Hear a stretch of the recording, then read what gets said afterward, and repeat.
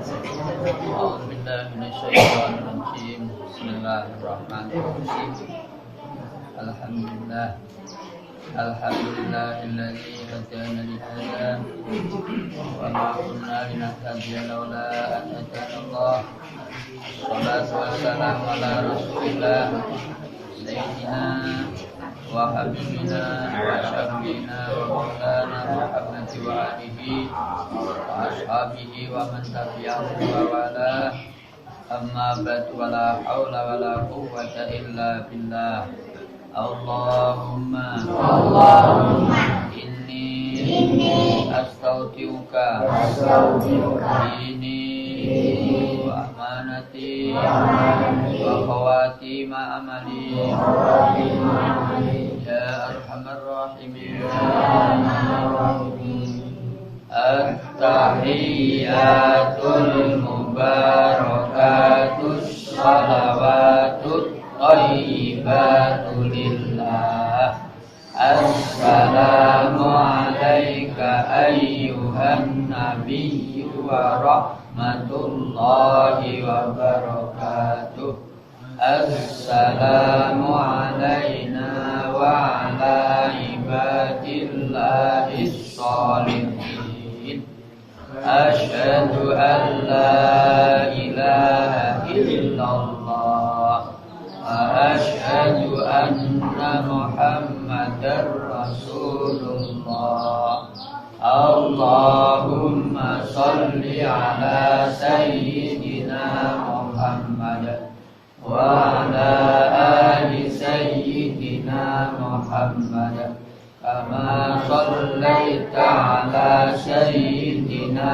إبراهيم وعلى آل سيدنا إبراهيم وبارك على سيدنا محمد وعلى آل سيدنا محمد كما باركت على سيدنا إبراهيم وعلى آل سيدنا إبراهيم في العالمين إنك حميد مجيد.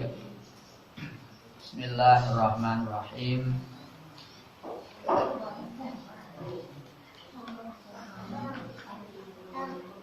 Qala Rasulullah sallallahu alaihi wasallam al-jannatu mustaqatun ila arba'ati nafarin talil Quran wa hafidhil lisan wa mut'imil ji'an was-shaimina fi Ramadan.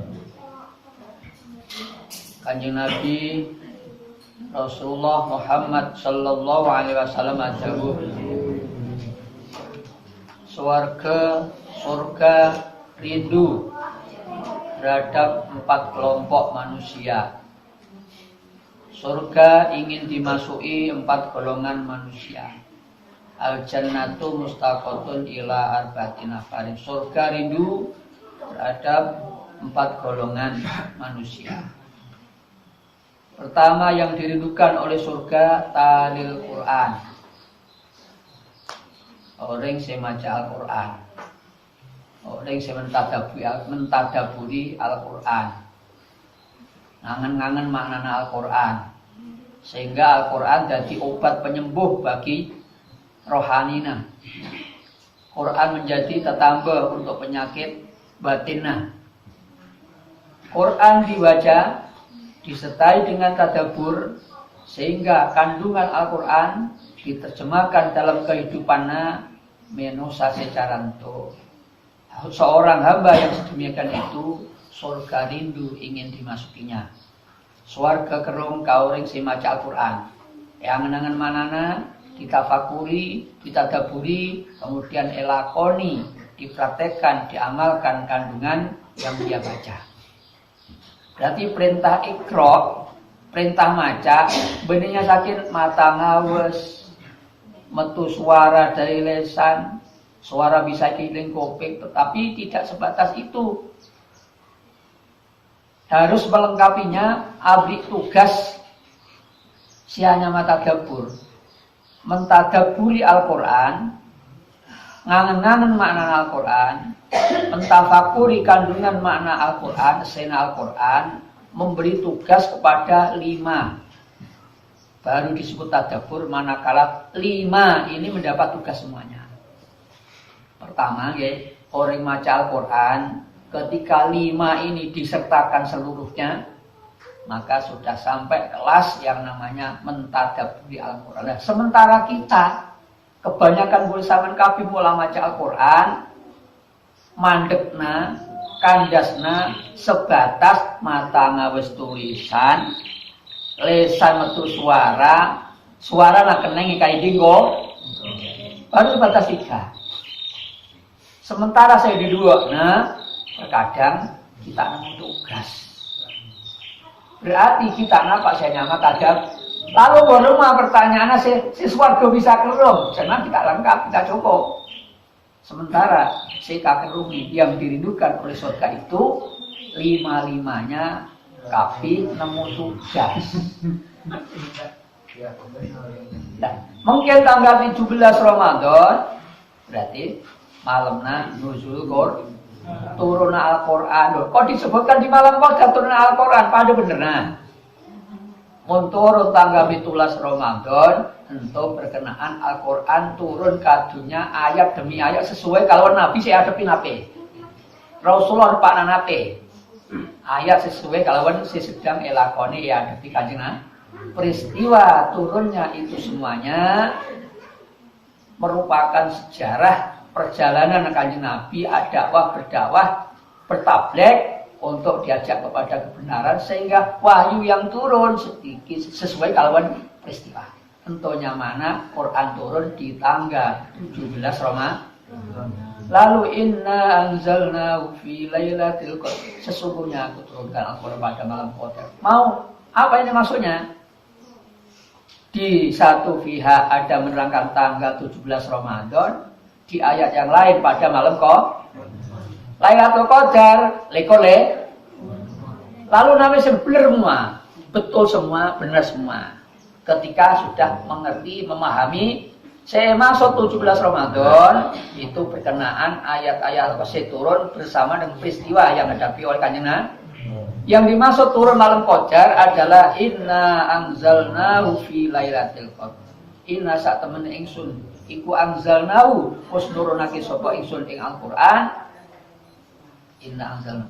Inna anzalnahu fi lailatul qadar, pada malam Qadar. Malam Qadar lekole yang dimaksud malam Qadar di turun Al-Qur'an adalah secara jumlah keseluruhan. Secara jumlah keseluruhan turun ke sama'i dunya, turun ke langit dunia.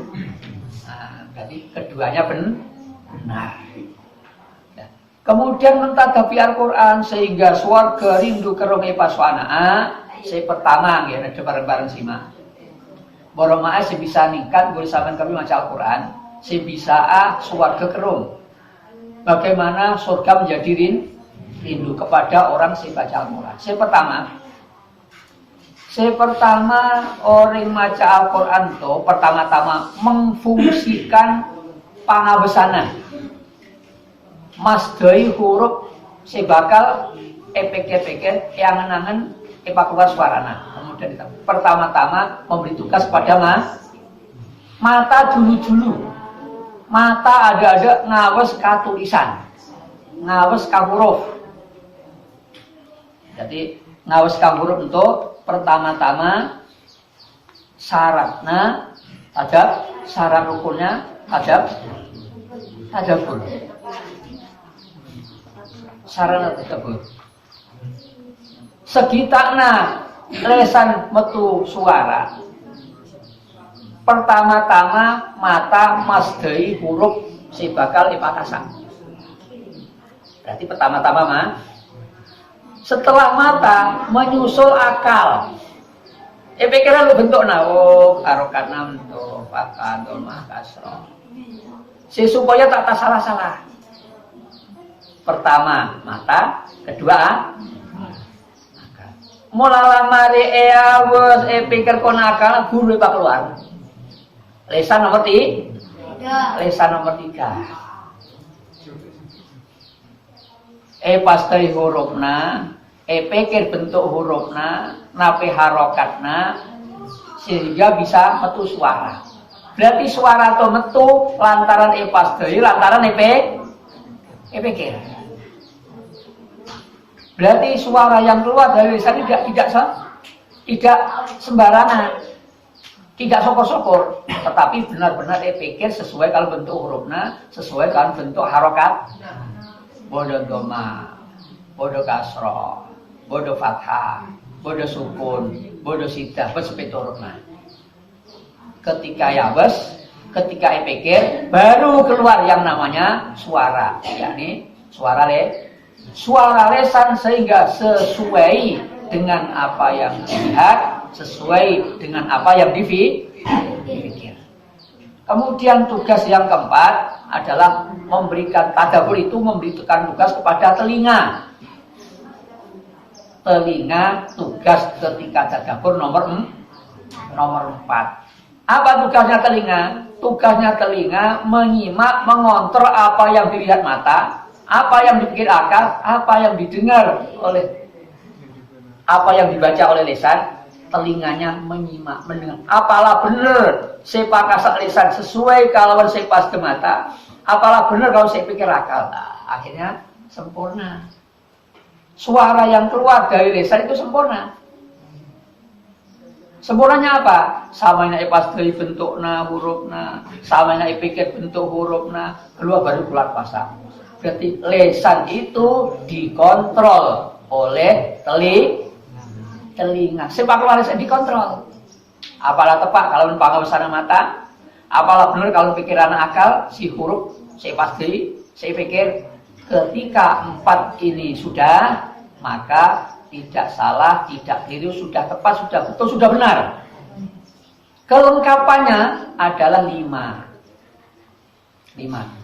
Se'awas mata, pikir akal, pakasa lesan, kaiding kopeng ento, bagiannya dohiriyah, bagiannya dohir, bagiannya badan, bagiannya jasad. Nah, sementara yang kelima ini bagiannya batin.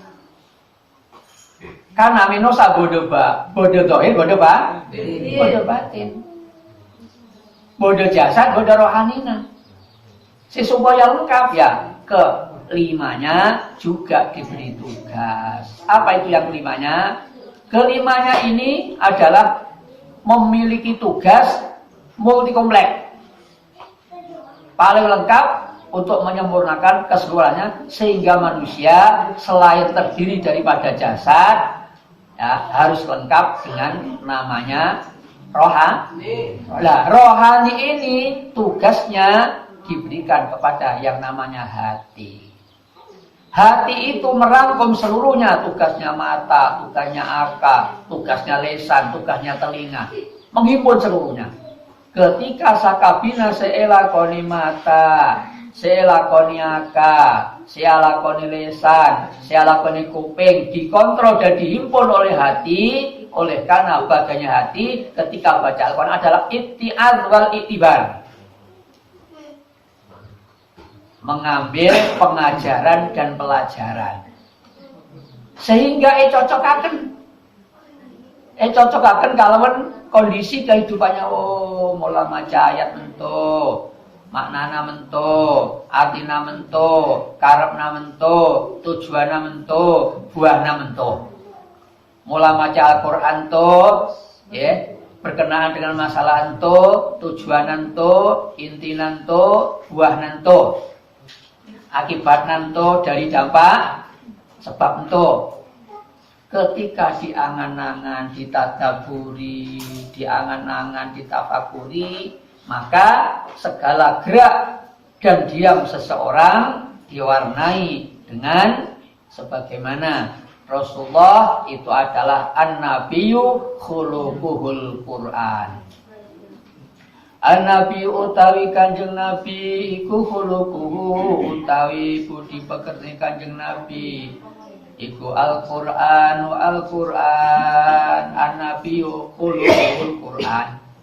Ketika bisa ditanya oleh para sahabat mengenai budi pekerti, mengenai pekerti Nabi, maka dijawab an-nabiyyu khuluquhul Qur'an.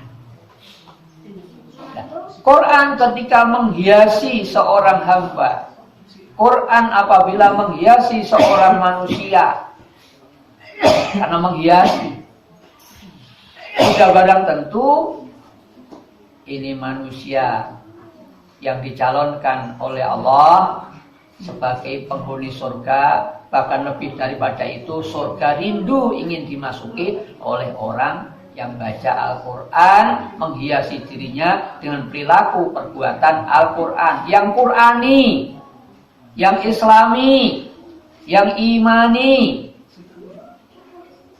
Ketika disebutkan Islami, ya Qurani, ya imani, tidak mungkin bisa dipisah. Disebut Qurani, ya imani, ya Islami.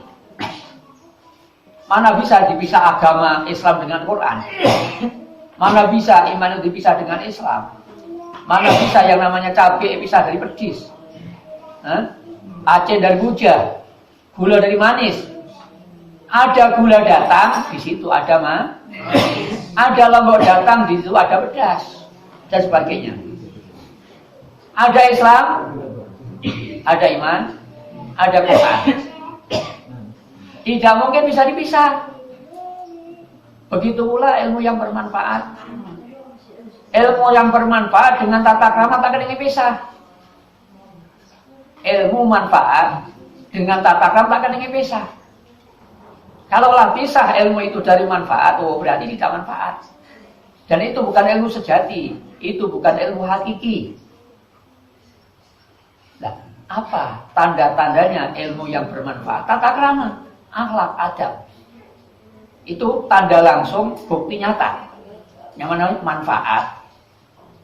Kita harus sadar, ketika ilmu itu dituntut, dicari oleh seseorang, kalau niatnya keliru, kalau niatnya salah, atau tidak memenuhi rukun-rukunnya ilmu manfaat, maka seseorang apabila keliru niat dalam hal menuntut ilmu,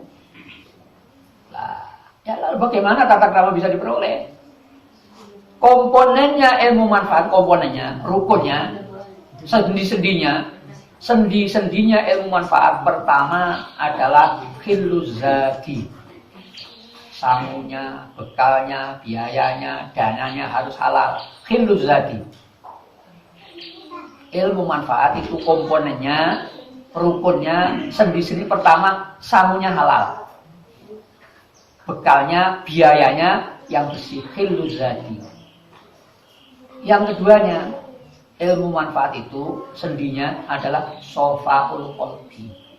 Niatnya yang bersih, hatinya yang jernih. Jangan punya niat yang lain-lain untuk menuntut ilmu. Yang kedua, sofaul qalbi, hatinya sih nyela. Yang ketiga, yang tidak dapat pisah dari ilmu manfaat adalah doaul walidaini. Doa restu daripada kedua orang tuanya. Ini tidak dapat dipisahkan dari ilmu manfaat. Pertama, sangunya harus halal. Kedua, niatnya harus bersih. Yang ketiga, meraih keridhaan. Doa kedua orang tua, mendapat doa restu kedua orang tuanya. Yang keempatnya, komponen ilmu manfaat adalah ridho saykhi, ridhonya guru. Lalu bagaimana kita memperoleh ridhonya guru? Ya apa yang kita terima dari guru kita amalkan. Ilmu yang kita dapat dari guru kita kerjakan. Supaya guru kita meridhoi. Ketika empat ini ada semua, jadilah orang benar. Jadilah orang benar. Ketika empat ini ada semua, jadi orang benar. Kalau empat ini salah satunya saja tidak ada, akan hanya kandas jadi orang pintar. Kalau pintar bersama dengan benar, itu sempurna. Selain pintar benar, ini sempurna, lebih sempurna. Tapi kapra-kaprana banyak-banyakna terlebih zaman pada mungkin zaman tua. Banyak orang pinter, arang-arang orang benar.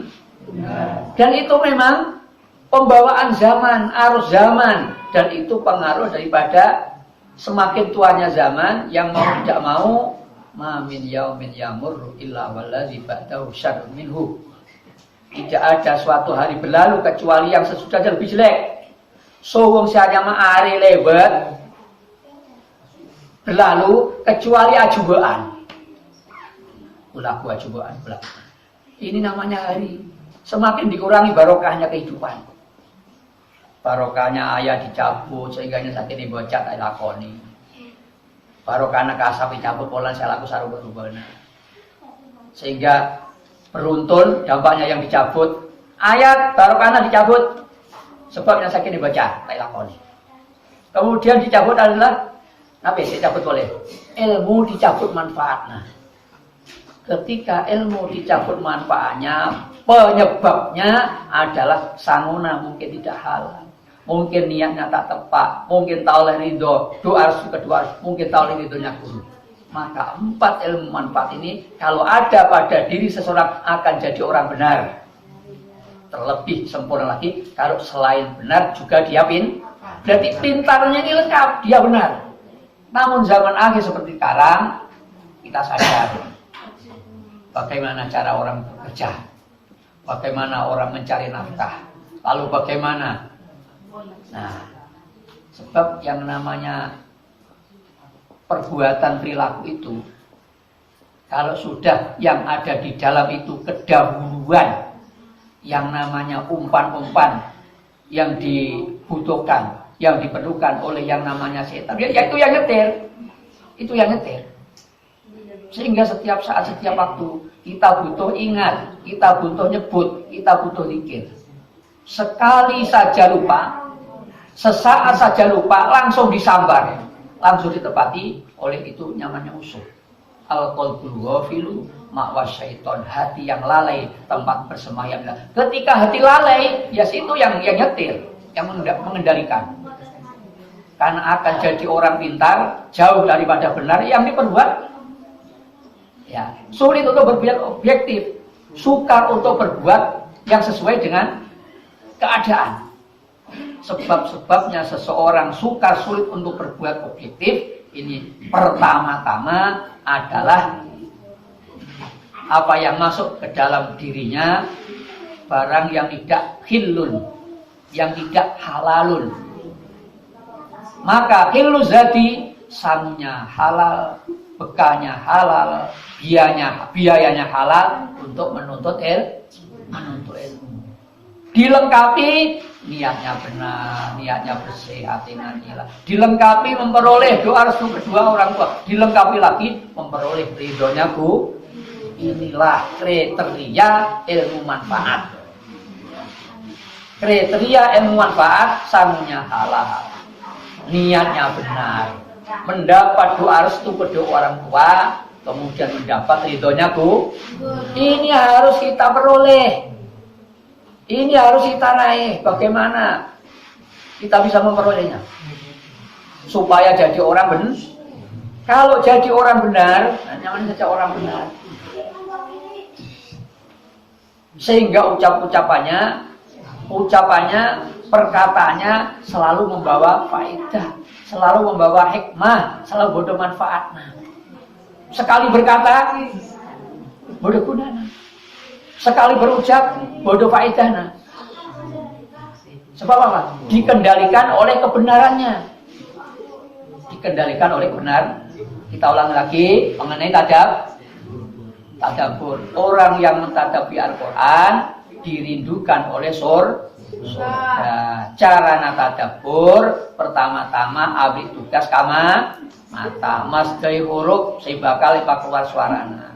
Marina mata ngawes mas dari huruf pikir yang nangan bentuk huruf. Mulai mari pikir guru pakasa. Mulai pakasa iding akan kupingna. Apalah bener siawes mata, apalah bener pikir akal, apalah bener pakasa lisan. Atanya atena. Oh lah bener. Ketika lah bener, kemudian diserahkan kepada hatinya. Hatinya mengoreksi, meneliti, merangkum, menghimpun. Atanya kemudian hatinya, apalah tempat si awes mata, apalah tempat si pikir akal, apalah bener si pakas alisan, apalah lengkap si kaidi kuping. Nah, ketika semuanya sudah, maka akan membuahkan sianyama tata kramana mata oleh ngawes, tata kramana akal oleh mikir, tata kramana lisan oleh makasak huruf, tata kramana kuping sing diaken saya habis mata, saya pikir akal, kemudian semuanya diserahkan ke hatinya. Muncullah, lahirlah membias kepada sianyama akhlak adab. Jadi seluruhnya itu akan membias, akan lahir, nampak dari olehna tadabbur tafakur negeri tata kram, sehingga disebutkan an-nabiyyu qulubuhul Qur'an. Jadi tata kram biasan, lahir keluar dari sakabinanto, lahir dari itu semua. Umpamanya bodoh orang rajin maca Al-Quran, harus tabu aku, tapi api siwan. Bodoh sebenarnya kira-kira. Bodoh apa Al-Quran tapi lalu semboyong. Bodoh polis apa Al-Quran tak Islam. Bodoh sebenarnya. Bodoh. Ada musuh-musuh Islam, mempelajari Islam, menghafal Islam, menghafal Quran. Non-Muslim, orang non-Islam mempelajari tentang sampai ngapal Al-Quran, tapi tujuannya untuk memusuhi Islam. Cuma memang diciptakan macam-macam manusia ini. Nah, sementara kita se-Islam kawe ini terkadang pada songkak, terkadang pada malas, terkadang pada dasar pacar maklum. Tapi ketika Ramadan cara entuk semangat kita, ya lah maklum entuk pengaruhnya Ramadan. Moga-moga benar-benar Ramadan yang kita di dalamnya oleh rahman Allah, oleh ampunan Allah, merdeka dari radika, sehingga benar-benar mulai dari Rajab saban Ramadan sakabina penuh berkah dan ampun. Oleh boleh sampai kapi bersama seluruh keluarga. Amin. Nanya Pak. Iya. Di daerah boleh kasih untuk Pak. Bisa macam anak-anak kita paham. Enak sebenarnya. Enak terutama macam Quran kalaban mabennya macam selawat. Oke. Bandingannya Quran kalau sholawat. Waktu itu mempengaruhi, teman itu mempengaruhi, pergaulan itu mempengaruhi. Bandingannya. Orang ketika arjam butuh, orang ketika lapar butuh makan. Begitu pula Al-Quran dengan sholawat. Kalau kita agak bersemungantuk, sakut salah akun sholawat. Karena arjam butuh nah, untuk ya Quran. Oh, ki akas ki sengah ki pastel ka huruf. Quran karena butuh ilmu Al-Quran. Untuk madam nasik. Begitulah dicocokkan kalau ada kebutuhan. Namun ketika kita gemar bersolawat, karena solawat itu mesti diterima. Solawat itu mesti diterima, tidak ditolak dengan keadaan apapun. Gitu, maka dari itu boleh siapa? Nah, ya. Jadi karena apa? Sholawat itu ya keistimewaannya tersendiri. Nah, sementara Al-Quran itu kalam Allah, kalam qadim yang kita tidak boleh salah. Sementara kita bisa napak benar, kita harus artinya belajar selamanya. Belajar selamanya. Nah, apa manfaat faedahnya belajar untuk selamanya? Berarti meskipun lah ngajar, meskipun jadi guru, meskipun jadi ulama, jadi niatnya tetap belajar. Kenapa hikmahnya? Oleh karena niatnya belajar, sewaktu-waktu kaleru, sewaktu-waktu saja nyaman orang belajar, maklumnya sekurang karena niatnya belajar. Disinilah utamanya orang belajar. Sehingga thalabul ilmi fardhatun ala kulli muslimin minal mahdi ilal Belajar wajib sepanjang masa. Selagi dia unik. Belajar wajib. Oleh karena wajib belajar.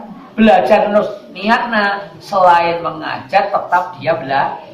Mula salah tidak sepo. Kemudian Al-Quran. Al-Quran adalah pedoman hidup. Al-Quran adalah pedoman hidup dan itu adalah neraca dan itu adalah timbangan. Menosa oningna perkara ma'ruf, bulu saman kabe oningna perkara mungkar itu liban Al-Quran. Liban Al-Quran. Bukan Al-Quran saja, sunnah Rasul. Bukan kedua itu saja, juga akal. Al-Quran, sunnah, akal. Ketiga-tiganya ini adalah neraca. Ketiga-tiganya ini adalah timbangan untuk mengetahui mana ma'ruf, mana mungkar. Maka ketiga-tiganya ini oleh karena neraca, oleh karena timbangan, ketiga-tiganya ini pun juga tidak bisa pisah. Juga tidak bisa pisah. Kenapa? Al-Quran kalamullah. Sunnah Nabi ini juga wahyu Allah melalui kalam Nabi. Apa sebab? Wa ma yantiqu anil hawa in huwa illa wahyu yuha. Wa ma yantiqu lan ora ngucap lan ora dawuh sapa Kanjeng Nabi anil hawa saking nuruti apa kekarepan. In huwa angin utawi nutkur ucapan in huwa illa wahyu yuha. Kecuali yang diucapkan oleh Nabi itu sebuah wahyu yang diwahyukan. Innama in huwa illa wahyu yuha. Berarti ucapan-ucapan Kanjeng Nabi itu juga wahyu. Bener karena pangatron nafsu. Bener karena yang bersiapan di si acarita. In huwa illa wahyu. Sehingga sunnah Nabi, sunnah Rasul tak bisa pisah daripada kalamullah. Ya, kalau disebutkan hadis qudsi, ini adalah dauna Allah tapi redaksina kalimat lafadzna dari Rasulullah. Karena Nabi in huwa illa wahyu yuha. Karena Nabi tidak berkata, tidak berucap semaunya sendiri, tetapi juga dituntun in huwa illa wahyu yuha. Sebab sifatnya para Rasul, para Nabi adalah sidik. Tak kira limut-limutan. Tak kira apa ini sarupa-rubana.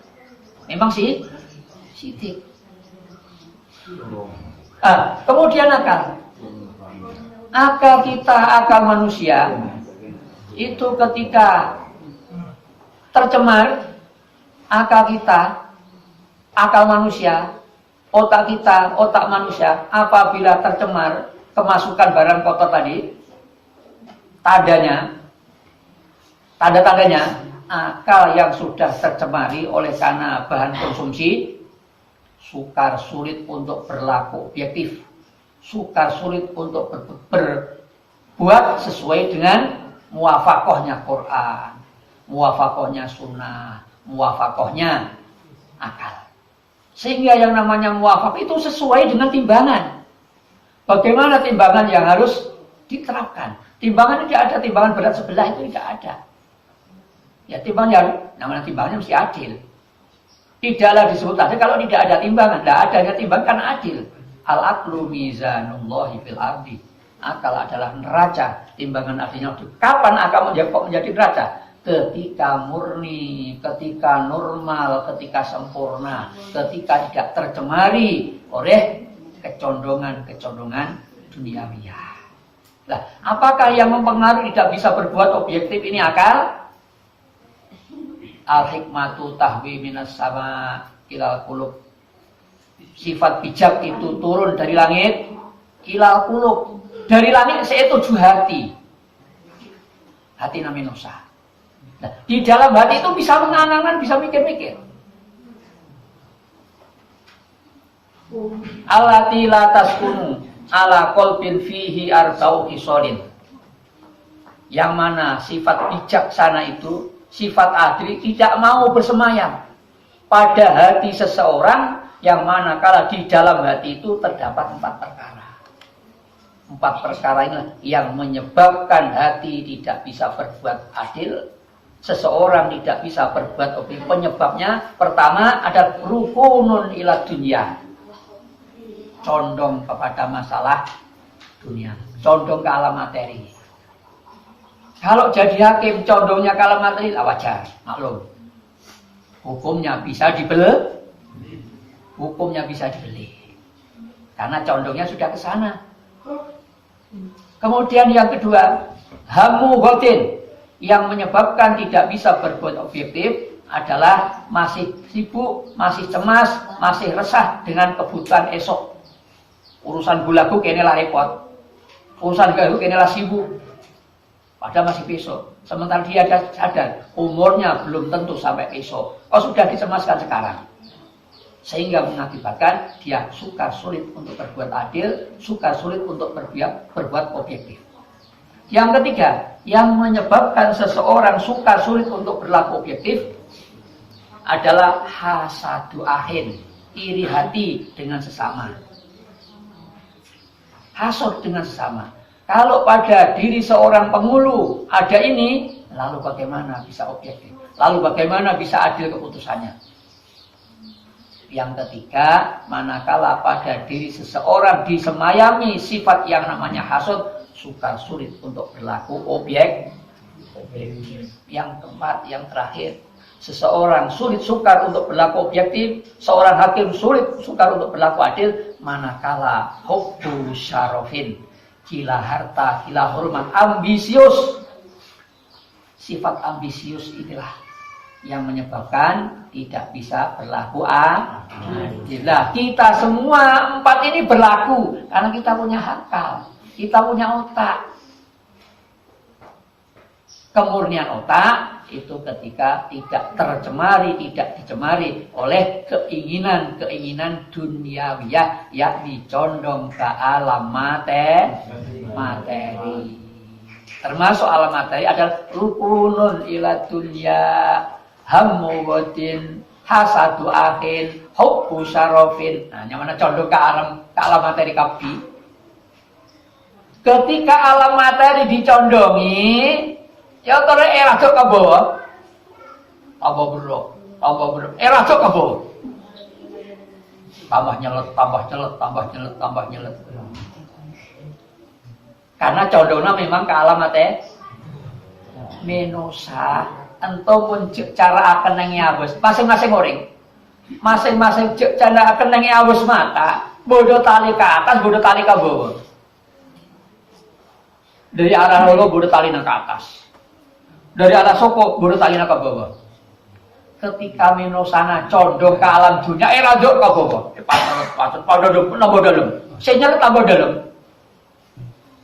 Tapi ketika menosanya rajin ibadah, rajin amal, menisbatkan dirina ngena malaikat si tadeer tak nginum, selalu taat, tadeer tak nginum, selalu taat, selalu patuh, selalu tunduk, apa yang diperintahkan dikerjakan. Ini nisbat manusia ke malaikat, ke alam malaikat, sehingga ngena tarik ke atas, tambah tinggi, tambah gampang, tambah tinggi. Karena tambah gampang. Karena sudah menjauh dari pengaruh-pengaruh alam materi. Pagi akhirat, bodoh berita tentang akhirat, berita alam gaib. Kenapa berita alam gaib? Menerangkan berita orang si paling banyak kenyang di dunia, orang si selalu kenyang di dunia, nanti akhir paling lambok lapar di akhirat.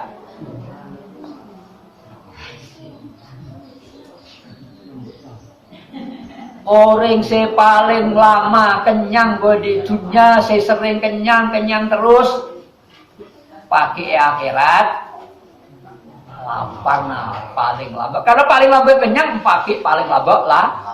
Sementara orang siap puasa boleh sampean kapi, gelem lapar helu, lapar gelem dulu, malaran naik lakoni dulu, angel naik lakoni dulu, kalau betah, kalau sabar, kulun nasi jiaun yaumal qiyamah. Kullu nasi jia'un yaumil qiyamah ila shaimin. Sakabina orang sakabina min sapa lapar kabeh. Ila shaimin. Kecuali si tak lapar, orang-orang si pada puasa. Moga-moga termasuk boleh sampean kam. Atau kita alam gaib Kanjeng Nabi siapi habar kamu boleh sampean kabeh. Karena mukmin, karena beriman tentu percaya, tentu yakin, tentu mentawaki. Tak kira saya tak percaya pun orang mukmin. Mau tak percaya, kenapa gunanya kanto? Tak ada gawean yang akan mencetak iman kanto. Oleh karena mukmin emang pagi akhirat orang yang paling banyak kenyang pada dunia paling lapar laparan. Orang yang belum lapar mungkin pada dunia pakai tak lapar untuk kedua kali. Nah, ada bareng-bareng puasa 6 bulan sampai pada bodi raksa, pada bodi jaga, si supaya pagi tak lapar untuk kedua kali. Amin. Dan Allah wa iyyakum sawasabil wa qalamana kulakil. Alhamdulillah bijahi rasulika ya Allah. Alhamdulillah bihaibadullah amirha bijahi rasulika ya Allah. Alhamdulillah bihaibadullah amirha bijahi rasulika ya Allah. Alhamdulillah bihaibadullah amirha bijahi rasulika ya Allah. Alhamdulillah bihaibadullah amirha bijahi rasulika ya Allah.